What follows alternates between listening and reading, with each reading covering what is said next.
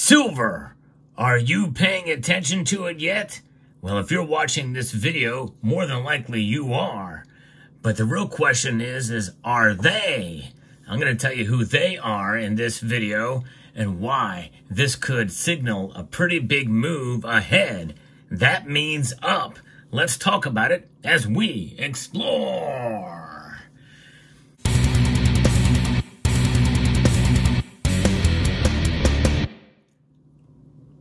One of the staples of this channel is being as realistic as possible as I can regarding the silver market. There's a lot of things that you can talk about that could be negative for silver, but there's also a lot of things that are good for silver as well too. What I'm about to share with you, I think is a bullish indicator as the market is starting to pay attention. Pretty big moves have been made in the COMEX and the inflows that we're seeing for silver-backed ETFs. And that is totaling 829 tons. Now, we know that some of the stockpiles of silver have been dwindling from there. A lot of that silver is probably being sent to China and other places. India mainly, but China as well too.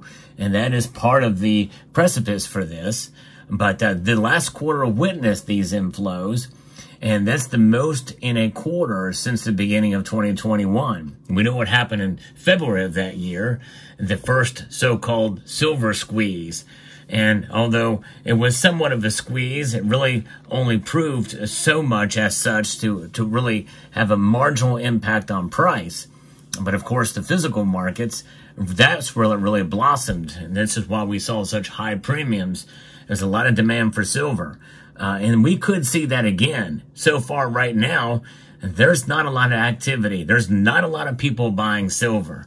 You talk to most any coin shop out there, they are buying more than they are selling.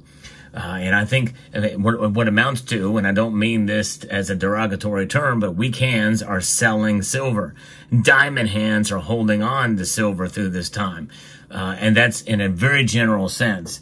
There are obviously good, very well-intentioned exceptions to that. And I can't help emphasize that. I'm one who likes to hold on to silver as much as possible. In fact, I really don't sell it. If I'm going to trade some of it, it's usually for either other silver or towards gold, which is not very often.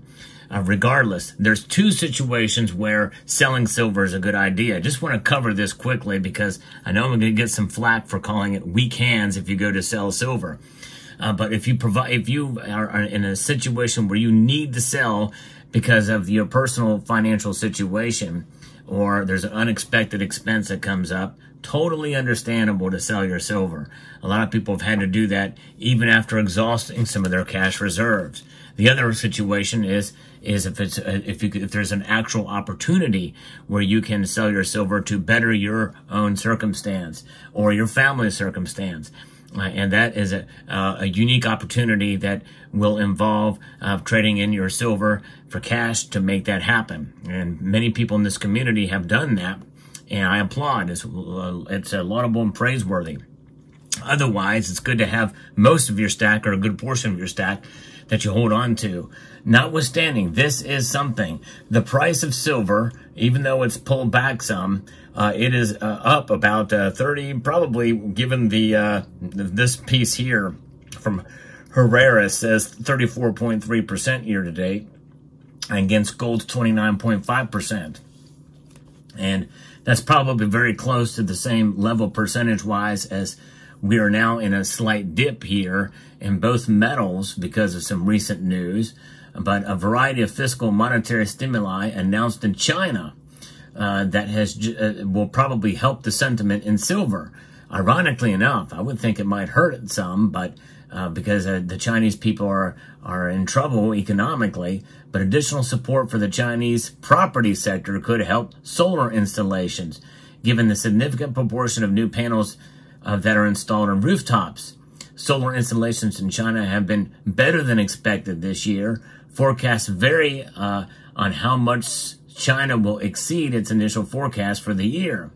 In January, the China photovoltaic industry predicted that China would install 190 gigawatts of new solar panels this year. However, the latest estimate from energy analysts predicts installations reaching 334 gigawatts, and globally for 29% growth year on year in metal terms. Solar silver demand is expected to rise by 20% year on year to 232 million ounces.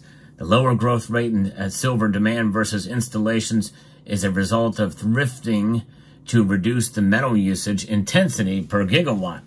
And they're trying to, siphon it out, but they're also overproducing there. We talked about that on this channel, where they're producing solar panels, and they're using them as fence rows. And so there's that aspect. But I think what we're seeing with ETFs and move in there, and with the price going up, people are noticing, which means that given these pullbacks, we could see bargain hunters out there in the ETF space, paper traders, electronic traders. Now, I have my feelings about ETFs. I'm not against anybody who buys ETFs in the precious metal space, gold or silver, but in reality, you are just buying exposure to silver's price. Nothing more. You're not actually buying silver. But notwithstanding, there is other news and other analysis about why we could still be at the beginning of a bull market for silver, or a continued rally, if you want to put it that way, even amidst a couple of days of a downturn in price, which, by the way, by the time you see this video, we could still continue to see it fall a bit. But we very well could see it start to rise again soon afterwards, because of bargain hunters out there and how much more volume there is with buying ETFs. There's a piece that has been taken from an X posting, when silver will surge like gold. And given what China has done too, with cutting interest rates and multiple stimulus packages to boost its struggling economy, the announcement sparked a surge in commodities and gold, silver, and copper, bringing the bullish outlook on silver closer to fruition. So if you look at the peak in May, silver had been languishing for several months until it finally broke out above a downtrend line that started in May, closing above it a week ago, this past Friday.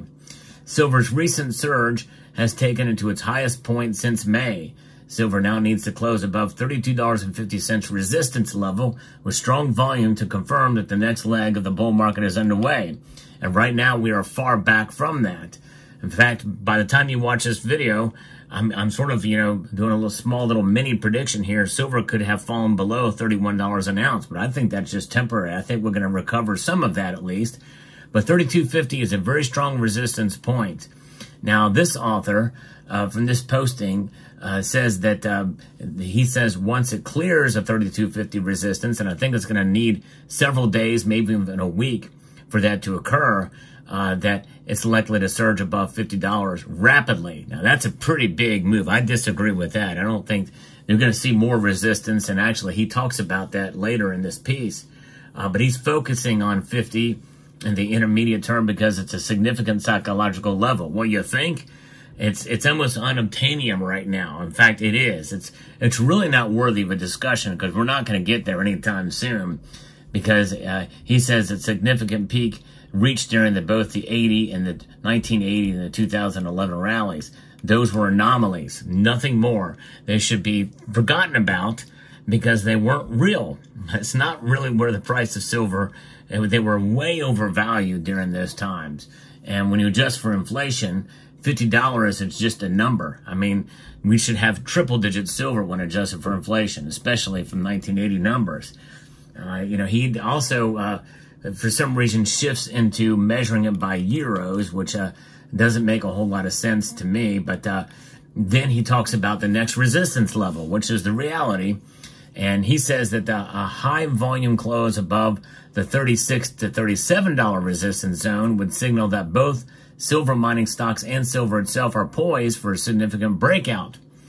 And after surging in recent days, that very well could happen. And he shows some patterns. Again, it gets into some technical analysis. The patterns of the past don't always predict what the future will hold, by the way.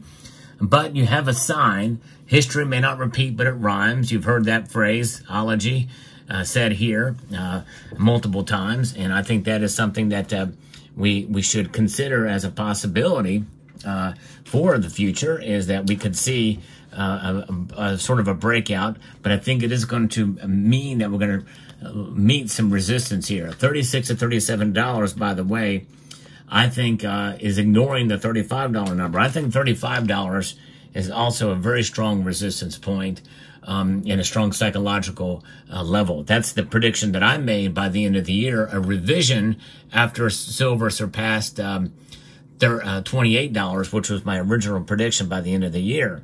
We've been far above that for a long time now, and I don't think we're going back before the end of the year to 28. But $35, I think, would be a very strong resistance point, too. But he's basing this essentially on other data that's showing dips into that range where it's been pushed back down. And I can understand his logic and reasoning behind it. But the fact of the matter is how much of this is being perpetuated by this, all of these ounces going into, according to what Heraeus is saying, these 829 tons of silver-backed ETFs across the spectrum of different holdings out there.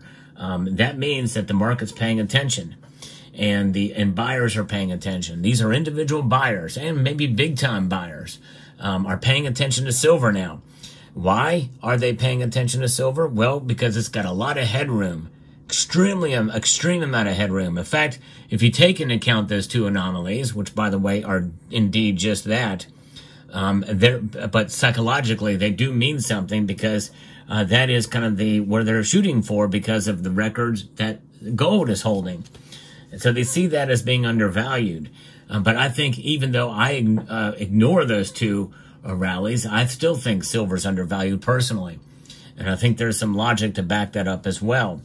And the biggest one is being, well, what the dollar has done and the cost of everything else going up.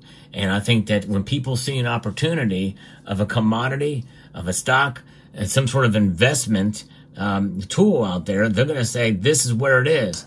This is an untapped market, the untapped silver market.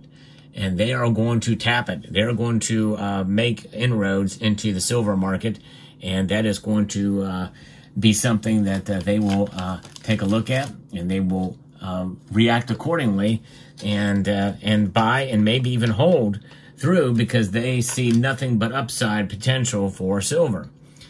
So we'll see. We'll see what happens there. It's fascinating to witness the different moves and the psychological reaction to market moves in silver, and also compared to gold, many people will come to a point where once we reach $3,000 gold, which some people feel we're going to get there before it starts to dip back, then we are going to probably be witnessing moves into silver, because gold's just too expensive, number one, and number two, it might be thought of as being overvalued or reached to the top of the market.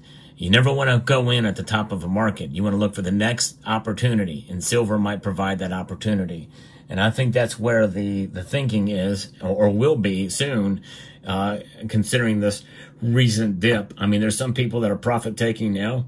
Certainly, this recent dip is largely affected by overthinking what the Federal Reserve is going to do in a hawkish stance before what Jerome Powell said, that they were going to lower interest rates only a quarter point for the next 2 times. So we'll see. But that's the feeling there. That is why they're paying attention. And if that is the case, watch out. We could very well see a continued rally from where we're at, based off of psychological sentiment, bullish sentiment in silver. Let me know what your thoughts are down in the comment section below. Hope you found this video informative, insightful, and educational. Would like to extend a multitude of gratitude to each and every one of you for taking the time to watch. And I want to encourage you to please rate, share, comment, and subscribe.